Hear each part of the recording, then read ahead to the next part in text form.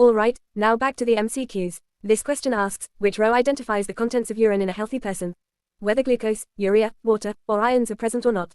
So, the answer is D, no glucose is present, only urea, water, and ions are found in the urine of a healthy person. Next, it asks, what is an example of excretion? So, from the given options, option B is the correct answer, which is the removal of carbon dioxide from the lungs. Next, a diagram shows an amino acid molecule. It asks, which part of the amino acid molecule is removed and used to make urea?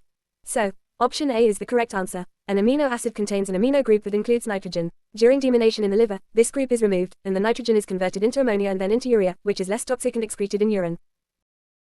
Back to paper 2 questions. Here the question shows a diagram which represent the blood flow into and out of 3 major organs through blood vessels P to U. The question then asks us to identify each of the following blood vessels. So, we simply write, Q is the pulmonary vein, R is the renal artery, U is the hepatic vein. Next, moving on to part B, it asks us to compare the structures of blood vessels Q and R. So, we write, blood vessel Q is a pulmonary vein and blood vessel R is a renal artery. The vein has a thin wall, thin muscle, and thin elastic tissue, along with a wide lumen, and veins also contain valves. In contrast, the artery has a thick wall, thick muscle, and thick elastic tissue, a narrow lumen, and does not contain valves. Next, in part C, it asks us to explain each of the following. First, we explain, blood in vessel S has a lower concentration of urea than blood in vessel R. So, we write the answer as, blood in vessel R enters the kidney containing urea. The kidney removes urea from the blood by filtration in the nephron, specifically in the Bowman's capsule and glomerulus. The urea is then excreted in the urine, so the blood leaving the kidney in vessel S has a lower concentration of urea.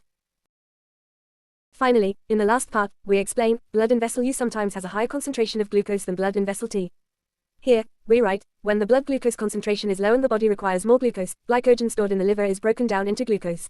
This process is stimulated by the hormone glucagon. The glucose then leaves the liver through vessel U, the hepatic vein, resulting in a higher concentration of glucose in vessel U than in vessel T.